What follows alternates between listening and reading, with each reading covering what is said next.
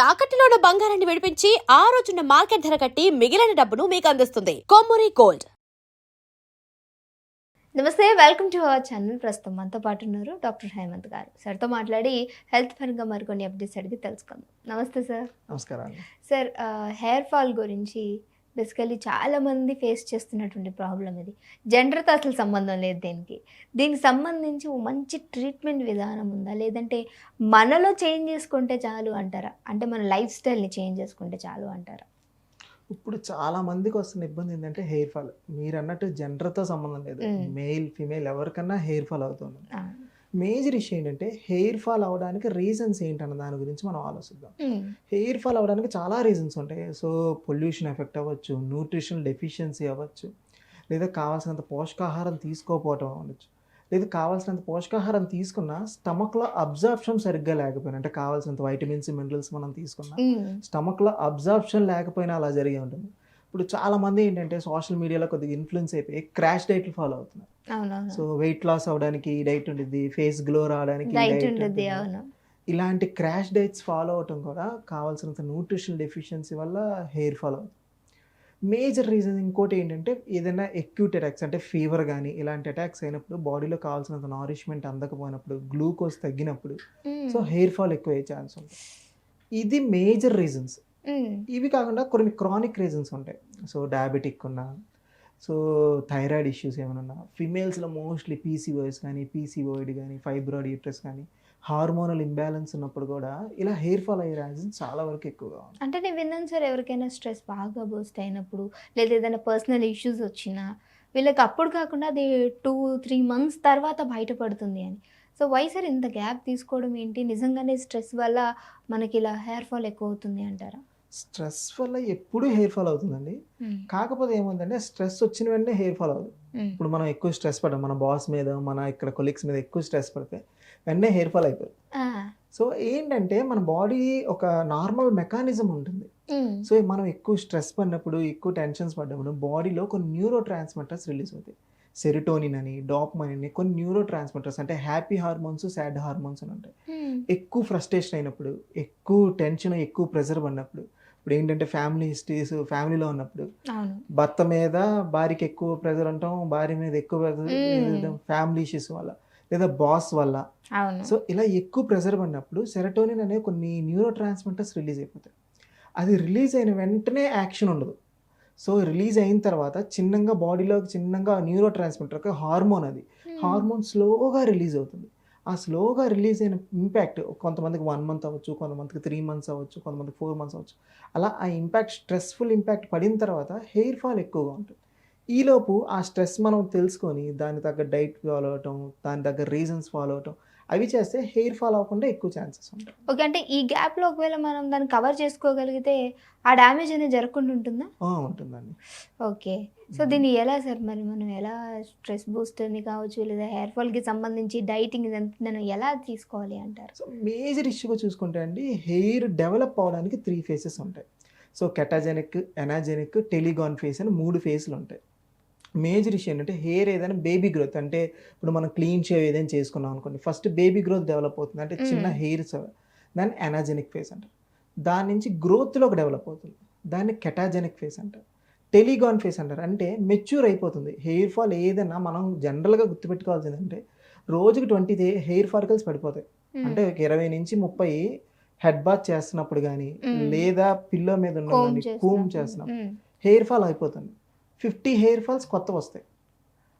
20 పడితే 50 వస్తాయి. రేషియో ఎప్పుడు 1:2 ఉంటుంది. ఎందుకు? ఈ టెలిగాన్ ఫేస్ కరెక్ట్గా ఉన్నప్పుడు కొత్త హెయిర్, ఈ ప్రీమెచ్యూర్ హెయిర్ పడిపోవటం, కొత్త హెయిర్ డెవలప్ అవటం అనేది జరుగుతుంది. ఈ సైకిల్ డ్యామేజ్ అవుతుంది.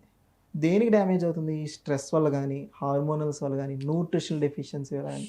ఈ సైకిల్ డ్యామేజ్ అయినప్పుడు హెయిర్ ఫాల్ ఎక్కువ అయ్యే ఛాన్సెస్ ఎక్కువగా ఉంటాయి. ఓకే, 20 కాస్త 50, 100 వచ్చే అవకాశం ఉంటుంది. సో హెయిర్ ఫాల్ ఎక్కువ అవుతుంది, గ్రోత్ తక్కువ అవుతుంది. అందుకే వాళ్ళు చూడండి, కొంతమంది మోడల్ స్కాల్ప్ రీజన్లో పల్చగా ఉండటం, లేదా బాల్నెస్ రావటం. బాల్నెస్ అంటే టెలిజెనిక్ ఫేస్, ఎనర్జెనిక్ ఫేస్ ఫెయిల్ అయింది అంటే కొత్త హెయిర్ రావట్లేదు. ఆ ఏరియాలో, పర్టికులర్ ఏరియాలో హెయిర్ ఫాల్ ఎక్కువగా ఉండటం. ఓకే, అవును సార్, ఎందుకు పర్టికులర్ ఏరియాలోనే హెయిర్ ఫాల్ అంటే బాల్నెస్ లాగా రావటం జరుగుతుంది? అది జెనెటిక్గా అయి ఉండొచ్చు అండి. 90% ఏంటంటే జెనెటిక్గా అయి ఉండొచ్చు, లేదా కొన్ని డిసీజ్డ్ పార్ట్స్ అయి ఉండొచ్చు. ఇప్పుడు ఎలోపీషియా అంటారు. ఎలోపీషియా అంటే డిసీజ్డ్ పార్ట్, అంటే స్పెసిఫిక్ పార్ట్, అంటే ఒక సర్క్యులర్ మూమెంట్ ఆ పర్టికులర్ ఏరియాలో మాత్రమే హెయిర్ ఫాల్ అవుతుంది. అలా కాకుండా జెనెటిక్ హిస్టరీలో ఉన్నప్పుడు బాల్నెస్, అంటే కొంతమందికి సైట్స్ పోతూ ఉంటాయి. సో అది జెనెటిక్ హిస్టరీ ద్వారా రావడం వల్ల సైట్స్ పోతూ ఉంటాయి. లేదు ఇప్పుడు ఈ సైకిల్ ఏదైనా డ్యామేజ్ అయింది, కొంతమందికి ఏంటంటే తలంతా బాగానే ఉండదు కానీ పల్చగా ఉండదు హెయిర్. చాలా మంది లేడీస్ చెప్తుంటారు, హెయిర్ నాది అంత ఉన్నప్పుడు చాలా కిందకు ఉండేదండి, ఇప్పుడు హెయిర్ సగమే ఆగిపోయింది. సో ఈ ఎనర్జెనిక్ ఫేజ్ డ్యామేజ్ అవుతుంది. ఓకే. సో అందుకని ఏంటంటే ఈ సైకిల్ డ్యామేజ్ అవటం వల్ల పర్టికులర్ ఏరియాలో హెయిర్ తక్కువగా ఉంటుంది. అపార్ట్ ఫ్రమ్ డిసీజ్డ్ పార్ట్, అంటే ఎలోపీషియా అనే డిసీజ్ వస్తుంది, ఆ డిసీజ్ వస్తే హెయిర్ బంచెస్గా ఓడిపోతుంది. మరి దానికి ఎలా సార్ రికవరీ చేసుకోవాలంటే ఏం చేయాలి? దీనికండి ఇప్పుడు మనం ఏమున్నాయి ఏంటని స్పెసిఫిక్ రీజన్ ఏంటని తెలుసుకోవాలి. రీజన్ తెలుసుకొని రూట్ కాజ్ మీద ట్రీట్ చేస్తేనే తగ్గుతుంది. ఓకే. అలా కాకుండా చాలామంది ఏమవుతుందంటే సోప్స్ కానీ షాంపూస్ కానీ డిహెచ్టీ బ్లాకర్స్ అని, హెయిర్ నారిష్మెంట్ అని, అంటే పర్టికులర్ రీజన్ మనం ఏంటని తెలుసుకొని దాన్ని బట్టి మనం మూవ్ ఆన్ అయిపోతే బెస్ట్ రీజన్ వస్తుంది. కొంతమంది పీసీఓఎస్ ఉంటే ఇలా హెయిర్ ఫాల్ అవుతుంది, నారిష్మెంట్ ఉంటే హెయిర్ ఫాల్ అవుతుంది. సో మేజర్గా ఇప్పుడు నేను ఏం మాట్లాడుతానంటే ఏ డైట్ తీసుకుంటే, అంటే నారిష్మెంట్ ప్రాబ్లంలో మనకు హెయిర్ ఫాల్ అవ్వకుండా ఉన్న దాని గురించి మనం మాట్లాడుకుంటే, మేజర్ హెయిర్ అనేది కెరాటిన్ అనే ప్రోటీన్తో తయారవుతుంది. సో మనం తీసుకునే ఆహార పదార్థాల్లో ప్రోటీన్ రిచ్ ఫుడ్స్ ఎక్కువగా తీసుకోవాలి. సో మిక్స్డ్ డైట్, అంటే నాన్ వెజిటేరియన్స్ తీసుకున్న వాళ్ళైతే చికెన్ అని, మటన్ అని, ఫిష్ అని. సో వెజిటేరియన్ ఫుడ్స్ ఎక్కువ తీసుకుంటే దాల్, రాజ్మా, పన్నీర్, మష్రూమ్, ఇలాంటి వాటిలో peas, green peas, chickpeas, వీటిలో ప్రోటీన్ శాతం అధికంగా ఉంటుంది. ఇది ప్రోటీన్ ఫుడ్ ఎక్కువైతే ప్రోటీన్ సప్లిమెంట్స్ మనం కావాల్సినంత తీసుకుంటే జనరల్గా ఏంటంటే పర్ కేజీ ఇస్ వెయిట్ అంటారు, అంటే 1.7 కేజీ నార్మల్ వెయిట్కి మన వెయిట్ ఎంత ఉన్నారు 1.6 కేజీ 1.6 గ్రామ్స్ పర్ కేజీ తీసుకుంటే సరిపోతుంది. ఓకే. అంత ప్రోటీన్ కావాల్సిన ఉంది. అంటే ప్రోటీన్స్లో మళ్ళీ వేరియేషన్ వస్తాయి. In general normal healthy life style maintain చేయడానికి 1.6 గ్రామ్స్ ప్రోటీన్ ఉండాలి. వీళ్ళకి ఈ ప్రోటీనిషియస్ ఫుడ్ ఎక్కువగా తీసుకోవాలి. Number 2 vitamin C. So vitamin C foods కూడా ఎక్కువగా తీసుకోవాలి. ఎందుకంటే హెయిర్కి ఐరన్ కంటెంట్ ఎక్కువగా కావాలి. అంటే ఐరన్ కంటెంట్ వస్తే ఐరన్ కంటెంట్ అబ్జర్వ్ చేసుకోవడానికి వైటమిన్ సి ఎక్కువ వస్తుంది. ఈ వైటమిన్ సి ఎక్కువగా దేనిలో ఉంటుంది మీకు అందరికీ తెలిసిందే, లెమన్లో కానీ, ఉసిరిలో కానీ, వీటిలో వైటమిన్ సి ఎక్కువగా ఉంటుంది. మనకి ఇవి ఎక్కువగా అవైలబిలిటీలో ఉంటాయి వైటమిన్ సి. అంటే ఇన్ ద సెన్స్ కివీ ఫ్రూట్లో వైటమిన్ సి ఎక్కువగానే ఉంటుంది, అవకాడోలో ఎక్కువగానే ఉంటుంది.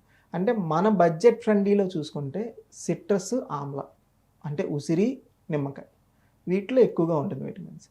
Number 3 iron rich foods. Iron rich foods చాలా మోస్ట్ ఇంపార్టెంట్. ఎందుకంటే బాడీలో ఐరన్ కంటెంట్ ఉంటేనే బ్లడ్ సప్లై అందుతుంది. అంటే ఎనీమిక్ కండిషన్ ఉండకుండా ఆపడానికి ఐరన్ కంటెంట్ కావాలి. ఐరన్ కంటెంట్ ఎక్కువగా ఉన్న ఫుడ్స్ ఏముంటాయి, నువ్వులు, జగేరి, బెల్లం, వీటిలో ఐరన్ కంటెంట్ ఎక్కువగా ఉంటుంది. సో దానివల్ల హెయిర్కి బ్లడ్ సప్లై ఎక్కువ ఉంటుంది. సో ఐరన్ కంటెంట్తో పాటు వైటమిన్ సి కూడా తీసుకోవాలి. ఐరన్ కంటెంట్ ఒక 100 కావాలి అంటే వైటమిన్ సి ఉంటేనే అబ్జార్ప్షన్ అవుతుంది, లేదా గట్లో ఈజీగా అబ్జార్ప్షన్ అవ్వడానికి వైటమిన్ సి కూడా కావాలి. సో వీటన్నిటితో పాటు మెయిన్గా ఒమేగా 3 ఫ్యాటీ యాసిడ్స్ కూడా కావాలి. అంటే ఒమేగా 3 ఉండటం వల్ల కూడా హెయిర్కి నారిష్మెంట్ బాగుంటుంది. ఇందాక మనం మాట్లాడుకున్నట్టు సైకిల్ ఉంటుంది కదా, ఆ సైకిల్ డ్యామేజ్ అవ్వకుండా ఉండాలి, దానికి హెల్దీ ఎఫెక్ట్స్ కావాలి అంటే ఈ ఒమేగా 3 ఫుడ్స్ అనేది ఎక్కువ. మోస్ట్లీ ఒమేగా 3 ఎక్కువగా బడ్జెట్ ఫ్రెండ్లీలో కావాలంటే ఫ్లాస్క్ సీడ్స్, అవిసి గింజల్లో ఎక్కువగా ఉంటుంది. ఇన్ బెటర్ ఇంకా ముందుకెళ్ళిపోతే ట్యూనా ఫిష్ అని, సాల్మన్ ఫిషెస్ అని, వాటిల్లో కూడా ఒమేగా 3 ఎక్కువగా ఉంటుంది. చియా సీడ్స్లో కూడా ఉంటుందండి. చియా సీడ్స్, సబ్జీ సీడ్స్, వీటిలో కూడా ఒమేగా 3 ఎక్కువగానే ఉంది. సో అధిక మోతాదులు, అంటే ప్రపోర్షన్స్లో మనం చూసుకుంటే ఒక గుప్పుల్లో మనం తీసుకుంటే ఎక్కువ అబ్జార్ప్షన్ అయ్యేది flask seeds, next chia seeds, దాని తర్వాత సబ్జీ, అలా ప్రపోర్షన్స్ కింద చూసుకుంటే. సాల్మన్ ఫిష్, ట్యూనా ఫిష్లో కూడా ఉంటుంది, కాకపోతే మనకు అవి ఒరిజినల్ దొరికితే వాటిలో పర్లేదు, ఒమేగా 3 ఎక్కువగానే. ఇవి తీసుకుంటే నారిష్మెంట్ పరంగా మనం ఆపగలుగుతాం. అంటే ఏమేమి తీసుకునే పోషకాహారాలు హెయిర్కి కావాల్సిన తగ్గినా, లేదు పొట్టలో అబ్జార్ప్షన్ సరిగ్గా జరగపోయినా, ఈ ఫుడ్స్ మనం తీసుకుంటే హెయిర్ ఫాల్ని మనం ఆపగలుగుతాం. Okay, thank you so much sir, చాలా మంచి ఇన్ఫర్మేషన్ ఇచ్చారు.